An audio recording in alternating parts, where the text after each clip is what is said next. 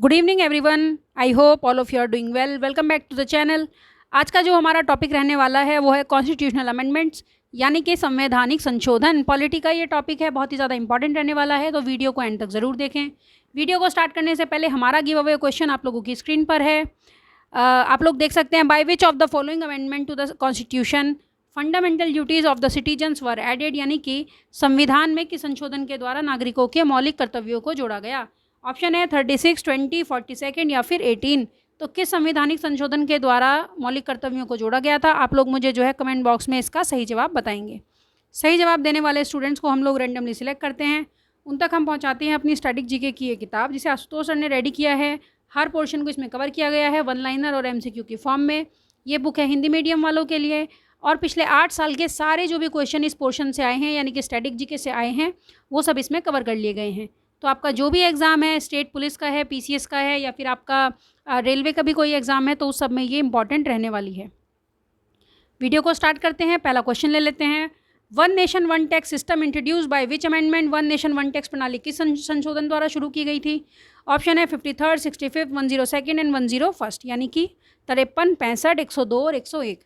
One nation one tax, जिसे हम लोग GST भी कहते हैं, तो GST लाया गया था 101वें संविधान संशोधन द्वारा, यानी कि सभी तरीके के अलग अलग टैक्स को ख़त्म करके एक टैक्स को लाना। तो देख सकते हैं कि 101वां संशोधन GST संबंधित है। 65वां है आपका आर्टिकल 338 से रिलेटेड, यानी कि SC और ST के लिए एक कमीशन। वर्तमान में ये 2 अलग अलग कमीशन हैं, लेकिन उस समय ये एक कमीशन बनाया गया था। 102वां संशोधन है OBC के लिए अलग commission, article 338B। Next question, which of the following constitutional amendment reduce the voting age from 21 to 18। किस संवैधानिक संशोधन ने मतदान की आयु 21 से घटा करके 18 कर दी थी। ऑप्शन आपके सामने है A 44, B 42, C 69 और ऑप्शन D है 61। तो ये जो वोटिंग की आयु घटाई गई थी, ये 61 अमेंडमेंट द्वारा। Option D will be the correct answer. The 61st Amendment of the Constitution, officially known as the constitution amendment act 1989 में ये पास हुआ था। Lower the voting age of election to the Lok Sabha and to the legislative assembly, क्योंकि पंचायतें उस समय अस्तित्व में नहीं थी, इसीलिए ये बात की गई थी लोकसभा और लेजिस्लेटिव असेंबली, यानी कि राज्य विधायिका के संबंध में। वर्तमान में पंचायतों में भी आयु जो है आपकी वोट देने की, वो 18 ही है, और शंकरानंद जी ने इसको पेश किया था लोकसभा में।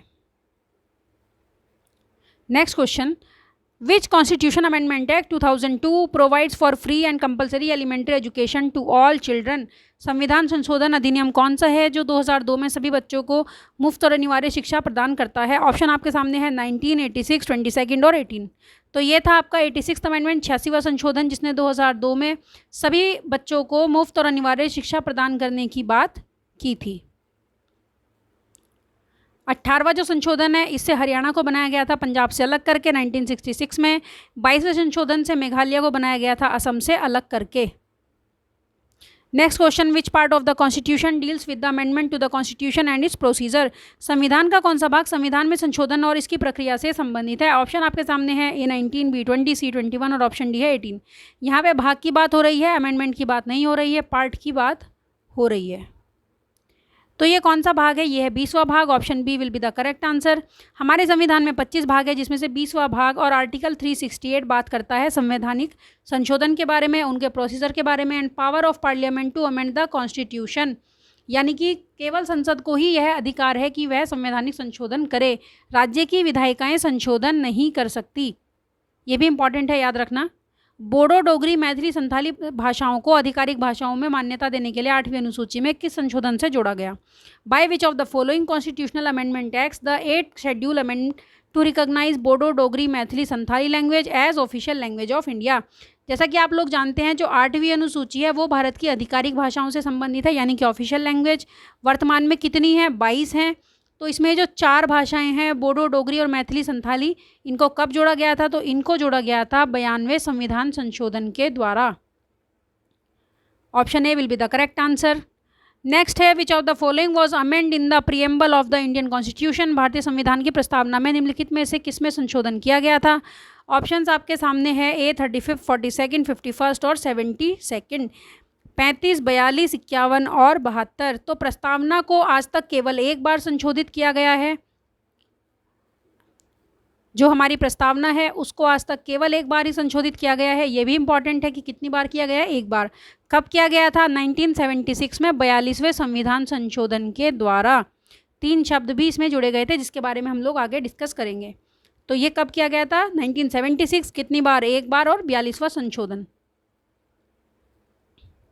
Next question, by which constitution amendment was it authorize to publish the official text of the Indian constitution in Hindi?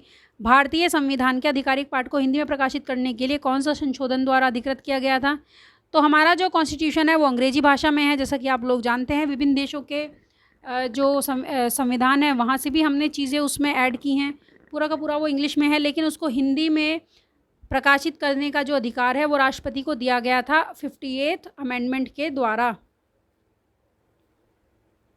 तो ये 1987 में दिया गया था। Indian constitution in Hindi was authorize to published by 58th amendment. Next question, भारतीय संविधान के 100वें संशोधन में भारत द्वारा क्षेत्रों का अधिग्रहण और कुछ क्षेत्रों को हस्तांतरित करने का प्रावधान है। The 100th amendment to the constitution provides for acquisition of territories by India and transfer to certain territories to which country? तो ये कौन से देश की कुछ जो टेरिटरी है, कुछ जो क्षेत्र हैं उसको हमने ग्रहण किया था और अपने कुछ क्षेत्र उन्हें दिए थे। तो ये आदान प्रदान किसके साथ हुआ था? भूटान, नेपाल, चाइना और पाकिस्तान। ये हुआ था हमारा नेपाल के साथ। 100 अमेंडमेंट एक्ट नेपाल से संबंधित है, याद रखेंगे। नेक्स्ट क्वेश्चन, किस संवैधानिक संशोधन ने भारत के संविधान में अनुच्छेद 21A को मौलिक अधिकार के रूप में सम्मिलित किया?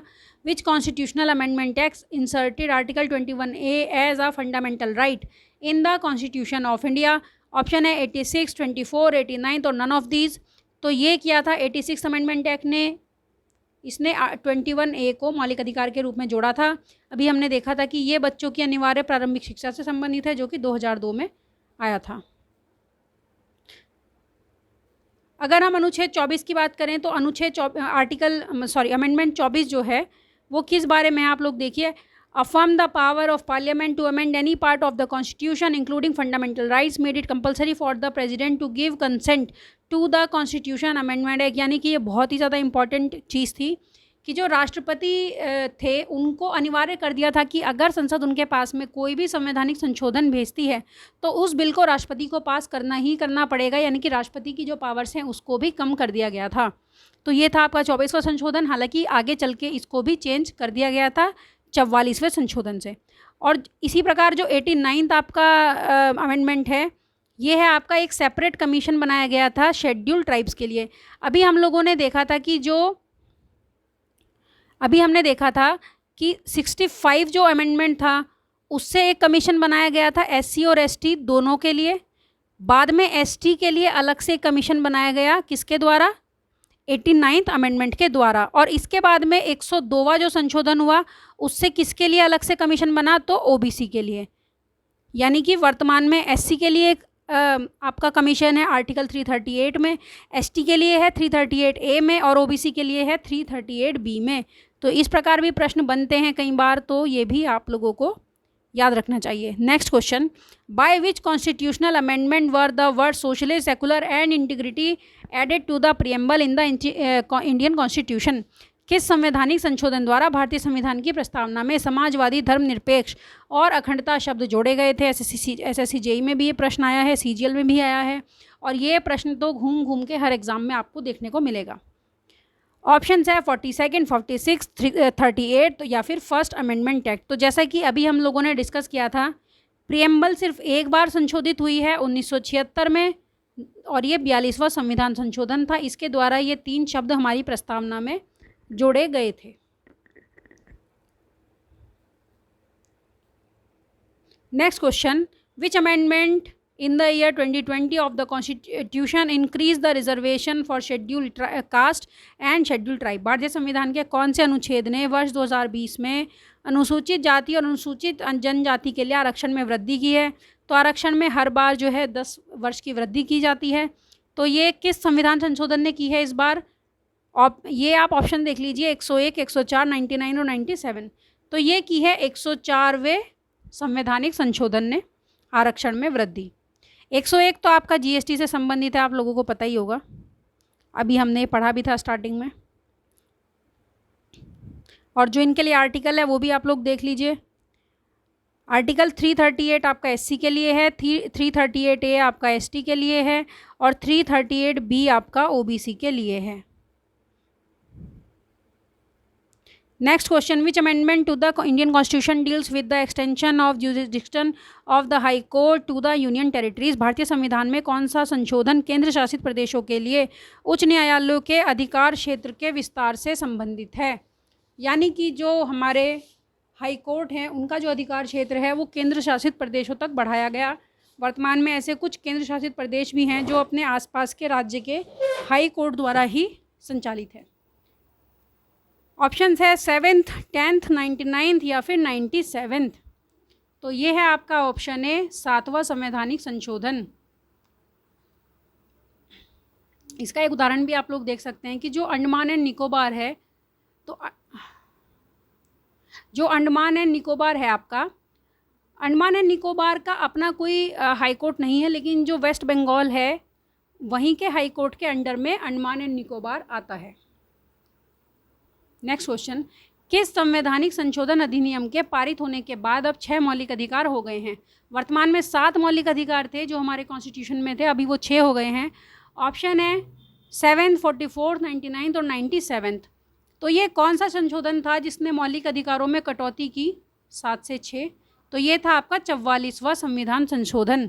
Option B will be the correct answer. The right to property was listed under article 31 before its deletion. पहले ये आर्टिकल 31 था, क्योंकि हम लोग जानते हैं कि हमारे जो मौलिक अधिकार है वो कहाँ से हमारे शुरू होते हैं, तो वो हमारे 13 से शुरू होते हैं और 35 तक वो हैं। बल्कि 13 से नहीं, 12 से ही हो जाते हैं। 12 में भी राज्य की जो है परिभाषा दी गई है, तो 12 से 35 तक हैं हमारे फंडामेंटल राइट्स। इन्हीं में 31 था हमारा राइट टू प्रॉपर्टी, लेकिन उसको अब हटा दिया गया है। At present right to property listed under article 300A as a legal right. Fundamental से अब ये क्या बन चुका है, ये कानूनी अधिकार, लीगल राइट ये बन चुका है। आर्टिकल है इसके लिए 300A, पहले कौन सा था 31। चलते हैं अगले प्रश्न पे। किस संवैधानिक संशोधन ने पांडिचेरी को केंद्र शासित प्रदेश बनाया। Which constitutional amendment made Pondicherry a union territory. Option है 14, 69, 21 और 71। तो जैसा कि हम लोग जानते हैं कि जो हमारा पांडिचेरी है, यहाँ पे पुर्तगालियों का अधिकार रहा हमारी आज़ादी के बाद तक भी। पुर्तगाली सबसे पहले आए थे भारत में और सबसे बाद में गए, ये भी एक प्रश्न बनता है। तो ये कौन सा था, ये था 14वां संवैधानिक संशोधन अधिनियम 14th। जो आपका 21वां संवैधानिक संशोधन है ये है आपका सिंधी भाषा से रिलेटेड, और जो 71 है ये है आपका नेपाली, मैथिली, कोंकणी। यानी कि हमने पढ़ा था अभी कि जो हमारी 8वीं अनुसूची है जिसमें हमारी भाषाओं के बारे में दिया गया है, उसमें 4 भाषाएं तो जोड़ी गई थी 92nd अमेंडमेंट के द्वारा। कौन सी थी वो, बोडो, संथाली, मैथिली और बोडो, संथाली, डोगरी और एक भाषा और थी उसमें। उससे पहले जो 21वां संशोधन हुआ था उससे सिंधी भाषा जोड़ी गई थी और 71 से नेपाली, मैथिली और कोंकणी भी जोड़ी गई थी। तो इस प्रकार जो है अभी 22 भाषाएं हैं और मूल रूप से केवल 14 भाषाएं ही थी। Next question, in which year was the constitution of India amended for the first time. Bharat के संविधान में पहली बार किस वर्ष संशोधन किया गया था, ये भी एक इम्पॉर्टेंट सवाल है। ऑप्शन है आपके सामने। एसएससी में तो देखिए बार बार ये सब सवाल रिपीट होते ही रहते हैं। ये देखिए आप, सीजीएल में 2019 में आया, 20 में आया, 19 के एमटीएस में भी आया। तो संविधान जो है संवैधानिक संशोधन तो पॉलिटी का एक महत्वपूर्ण टॉपिक है। ऑप्शन है 1950, 49, 51 और 52। देखिए 49 नहीं हो सकता क्योंकि तब तक हमारा जो संविधान है वो अस्तित्व में आया था लेकिन लागू नहीं हुआ था। तो 26 जनवरी सन 50 से संविधान लागू हुआ। तो पहला जो अमेंडमेंट हुआ था वो कब हुआ था, वो लागू होने के 1 साल बाद हुआ था 1951 में। 1951 में हुआ था पहला संवैधानिक संशोधन। और ये किस बारे में था, ये 9th शेड्यूल ऐड किया था पहले ही संविधान से, और कुछ जमींदारी एक्ट को रिलेटेड भी इसमें बात की गई थी। Next question, India has how many tier government system as per the 73rd and 74th amendments. भारत में 73वें और 74वें संशोधन के अनुसार कितने स्तरीय सरकारी प्रणाली है। ऑप्शन है 2, 3, 4 और 5। तो यहाँ पर है 3 स्तरीय प्रणाली है 73वें और 74वें संविधान संशोधन के द्वारा। 73 और 74वां जो संवैधानिक संशोधन है वो स्थानीय स्वशासन से संबंधित है, यानी कि पंचायतें और नगर पालिकाओं से संबंधित। तो पंचायतें और नगर पालिकाएँ वो त्रिस्तरीय शासन हैं। ये आप देख सकते हैं 73rd अमेंडमेंट को। ग्राम पंचायत आपकी विलेज लेवल पर, पंचायत समिति आपकी ब्लॉक लेवल पर, और जिला परिषद होगी आपकी डिस्ट्रिक्ट लेवल पर।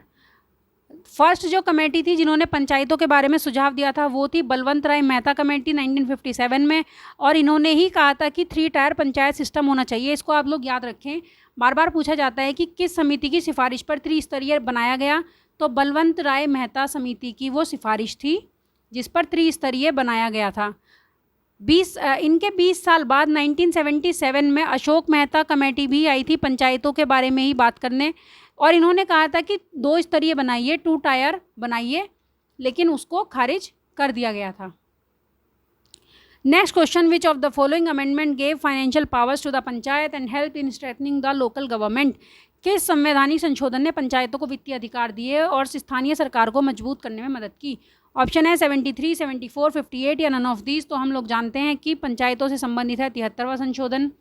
तो 73वें संशोधन द्वारा ही पंचायतों को वित्तीय अधिकार दिए गए, क्योंकि जो 73वां संशोधन है इससे जो है आर्टिकल 233I जो आया था, 233I हमारा किससे रिलेटेड है? ये हमारा स्टेट फाइनेंस कमीशन से, राज्य का वित्त आयोग जो कि पंचायतों को आर्थिक सहायता करता है। Next question, 105th amendment related to the 105वां संविधान संशोधन संबंधित है। देखिए ये जो 105वां संशोधन है ये न्यूएस्ट है, या फिर आप कहेंगे कि लेटेस्ट है। अभी तक कुल 105 संवैधानिक संशोधन हुए हैं। संवैधानिक संशोधन एक्ट्स की अगर हम लोग बात करें तो एक्ट तो आते रहते हैं, यानी कि मतलब पेश तो कर दिए जाते हैं वो संसद में कि किस बारे में संशोधन होने हैं, लेकिन जब तक उन पर मोहर नहीं लग जाती राष्ट्रपति की और हमारी संसद की, तब तक वो कानून नहीं बनते। तो इस प्रकार अभी तक कुल 105 संवैधानिक संशोधन एक्ट बन चुके हैं। तो ये किससे संबंधित है? ऑप्शन है backward class, panchayat election, election of president, या फिर नन ऑफ दीज। तो ये 105वां जो संबंधित है ये है आपका बैकवर्ड क्लासेस से संबंधित, पिछड़े वर्गों से ये संबंधित है। ऑप्शन ए।